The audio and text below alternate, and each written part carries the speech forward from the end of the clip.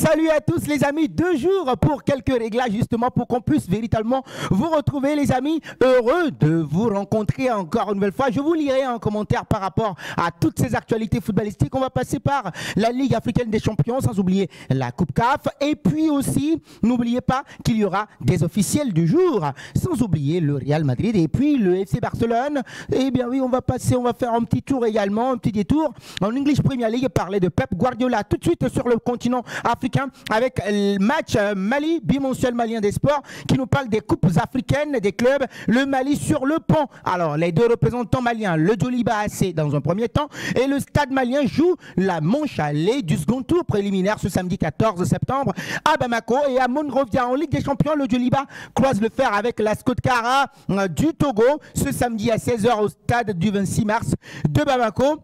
Et sans oublier que pour la Coupe des Confédérations, le vainqueur de la compétition en 2009, il s'agit du Stade malien, va rentrer en compétition bien évidemment face à cette formation de Pennsville FC de Monrovia au compte de la manche allée du second tour qualificatif. Et donc ils seront très scrutés sur le continent. Alors Coupe CAF toujours, eh bien oui, on va parler de l'ASV Club qui chute, Constantine s'en sort. Les résultats de vendredi, eh bien oui, le représentant de la République démocratique du Congo a vu rouge chez les Sud-Africains de Stellenbosch qui les ont battus 2-0. Alors tout le contraire des Algériens du CS Constantine qui se sont imposés chez les Ghanéens de Nouzoa Treman 2-0 également. 0-0, c'est le score qui a marqué l'opposition entre les Burkinabés de l'Étoile filante et Nimba du Nigeria. Idem pour la rencontre Racing Club Djaraf du Sénégal. Information de nos confrères d'Africa Top Sport. Nous allons laisser les Coupes CAF et parler d'un Béninois Megasport. Déjà un premier trophée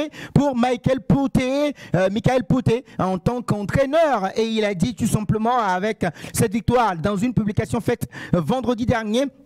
Il a indiqué, c'est avec une immense fierté que je vous annonce l'acquisition de mon tout premier trophée en tant que coach principal avec mon club Magouza Turk Gucci. Eh bien oui, ce n'est que le début, Inch'Allah. Allons seulement, alhamdoulilah, comme il a dit justement sur sa page, dans sa publication. Nous allons au Togo et parler d'Emmanuel Cheya Adebayor, sa fin de carrière. L'équipe sportive en parle à sa une. Hervé Odjouane Akako, respect à toi. Jubilé de fin de carrière de Cheya Emmanuel Adebayor. Les activités au programme ont été dévoilées au cours d'une conférence de presse le 27 octobre, date où il y aura également une pléiade de stars. Le jubilé de Cheya Emmanuel Adebayor se tiendra sur 3 jours parce que nous voulons que ça soit le plus inclusif possible pour chaque Togolais, pour que chaque Togolais puisse se sentir concerné par des activités que nous organiserons du nord au sud, de l'est à l'ouest, puisque nous aurons des activités dans chaque région du Togo, a expliqué justement Boris Segbonou, le vice-président de la Fondation SI. Alors, le clou sera marqué. On a parlé de l'agro-business également, hein, l'entrepreneuriat des jeunes. On a inclus également les jeunes filles dans ce programme-là. Et sans oublier que le clou de l'événement reste le match de gala prévu le dimanche 27 octobre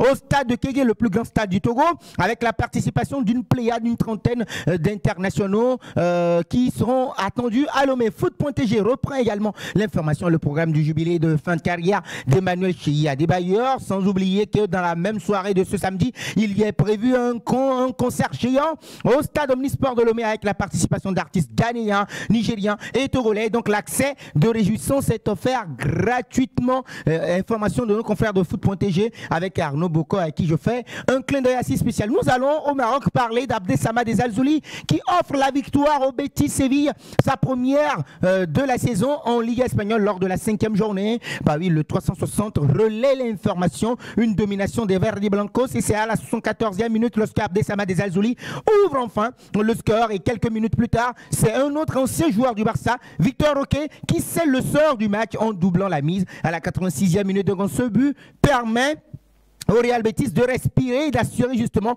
une victoire attendue de longue date depuis le début de la saison. Et donc les hommes de Manuel Pellegrini remontent à la 9e place du classement, tandis que les Ganes enchaînent une 3e rencontre sans victoire. Et bien oui, le laissant au 11e rang. En Allemagne, c'est Rougiraski, c'est Guinéfoot.info qui nous donne l'information. Eh ben oui, il n'a pas marqué, mais Dortmund s'impose quand même 4-2 face à Heidenheim. Et donc l'attaquant guinéen aura disputé en tout 72 minutes sans pour autant marquer. Donc des débuts rassurants quand même pour le buteur guinéen qui va devoir patienter avant de faire trembler les filets. DZ Foot avec lui l'officialisation Mercato. Boulaya reste au Qatar. Eh bien oui, annoncé comme d'autres comme négociant avec des clubs en Algérie. Eh bien oui, Farid Boulaya reste finalement au Qatar. Le milieu offensif de 31 ans, 8 sélections avec les Fennecs d'Algérie, quitte donc Al Gharafa, tout comme Yassine Brahimi, pour rejoindre un autre club du Qatar, Al Wakra. Eh bien, l'ancien joueur du FMS signe pour une année dans le club que vient de quitter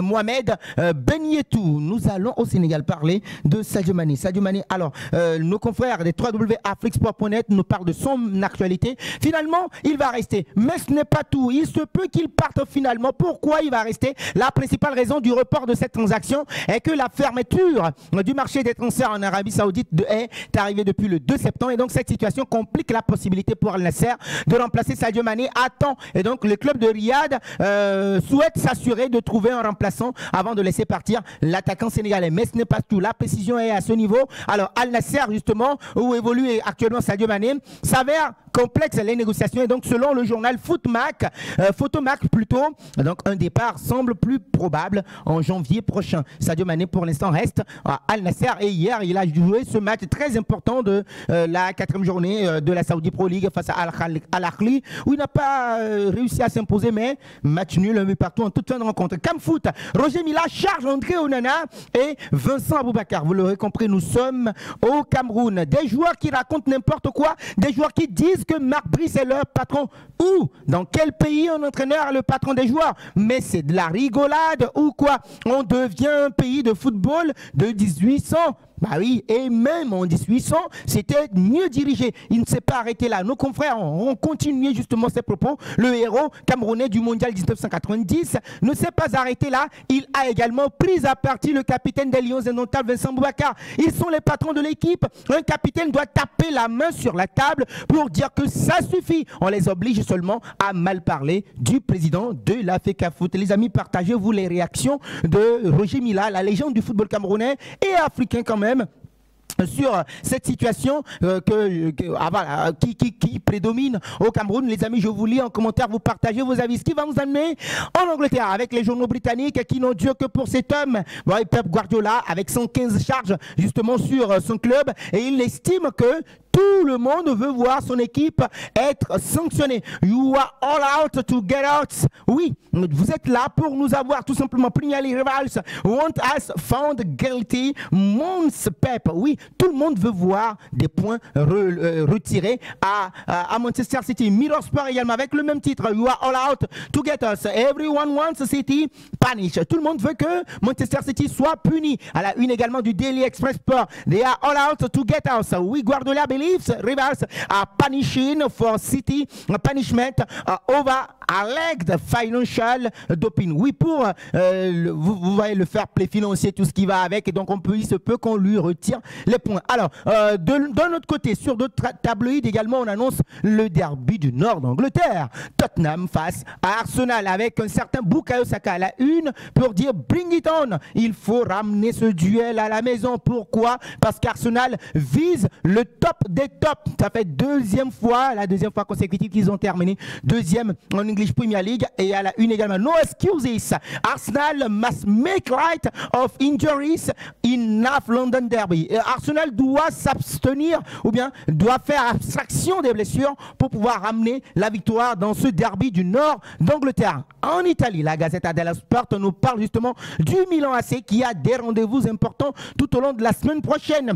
Il Milan blinda Fonseca. Milan veut blinder Fonseca quand on sait qu'il y aura Venise pour ce week-end. Il y aura Liverpool la semaine prochaine pour le derby, justement, rappelez-vous de cette finale-là entre le Milan AC et puis Liverpool, sans oublier que ce sera une semaine décisive. Et c'était à la une également du Corriere dello Sport. Venise, Liverpool, le derby. Fonseca si Gioca il posto in una settimana. Une semaine très décisive où il doit décider à des postes de d'un certain Fernandez. Sans oublier Rafael Leao également qui est très attendu, Slova au Ribaltone. Il faut tout faire pour pouvoir remporter des points tout au long de cette semaine. On n'a pas oublié également de parler de Coupe Miners et de Dusan Vlahovic à la une de Tutto Sport pour dire que ce sera également une semaine chargée pour la Juventus de Turin. Amore Juve da Ripagare avec un certain Ils disent les deux, il y aura d'abord Empoli, sans oublier le PSV Eindhoven en semaine pour la Ligue des Champions, les débuts de la Ligue des Champions, et le Napoli également. Alors Dusan Vlahovic et ils disent le Turc seront très attendus. Quotidiano Sportivo à sa une revient toujours sur Rafael Leao, una trappola del Diavolo. Un autre duel, oui, une semaine assez chargée pour les Diables Rouges. Il Romanista, le journal local, parle de l'AS Roma qui a un déplacement à la Sampdoria de Gênes où deux Argentins sont très attendus. Il s'agit de Paolo Dybala qui a décidé de rester. Et puis Soulé, la nouvelle trouvaille qui a débarqué récemment. Et donc Ufficio Sinistri, oui, des recommandations à suivre avec attention. Sans oublier qu'il y aura Artem Dovbyk à la pointe de cette attaque-là. Ce qui va nous amener en France, en Ligue française, avec l'équipe qui nous parle de ce duel à venir, du bruit et de la fureur. La rivalité ravivée avec Nice devrait faire trembler le Vélodrome. Auteur d'un début de saison séduisant, les Marseillais espèrent un premier succès dans leur entre face à des Aiglons ambitieux. Et bien oui, des retrouvailles également avec cet homme qui est très attendu également et qui va être scruté, l'ancien latéral, et qui a joué aussi avec les Bleus de la France. Nous quittons la France et nous mettons le cap sur l'Espagne. C'est là que nous allons terminer avec le Mundo Deportivo qui nous parle d'un plan spécifique pour Pedri, pour lui éviter des blessures. Et c'est le club qui l'a demandé. Bah oui, pour éviter qu'il ne soit plus blessé, on a prévu un plan de musculation pour Pedri. Plan Pedri, vous l'aurez compris tranquillement. Et donc Pedri va être bien scruté tout au long de la saison. Et la bonne nouvelle également de notre côté, c'est Sport qui nous annonce que Ansu Fati est de retour. Vamos Ansu. Allez, Fati supera los problemas físicos que le han dejado sin pretemporada y hoy puede entrar en la lista de Hansi Flick. Il a fait tout pour surpasser ses problèmes physiques et pour pouvoir rentrer sur la liste d'Hans-Dieter Flick. Il est de retour dans le groupe pour le déplacement à Girona où il est très attendu. On n'oubliera pas également le Real Madrid. On va commencer avec le milieu de terrain. As parle justement de cet homme avec ce déplacement sur Anoeta face à la Real Sociedad. Bah oui, Ancelotti se affaira al Uruguayo ante las bajas de Bellingham, Tchouaméni y Camavinga en el centro del campo. Oui, on confie les clés, on donne plus de pouvoir, plus de galons. Et le titre est révélateur. Galones para Valverde. On lui donne plus de galons au milieu de terrain. C'est le patron du milieu de terrain en l'absence de Jude Bellingham, d'Aurélien Tchouaméni et puis d'un certain Eduardo Camavinga au milieu de terrain, et la clé lui est confiée et il continue toujours par faire donner confiance, donner satisfaction à Carlo Ancelotti. Et dans l'attaque, c'est Kylian Mbappé qui est très attendu également dans ce match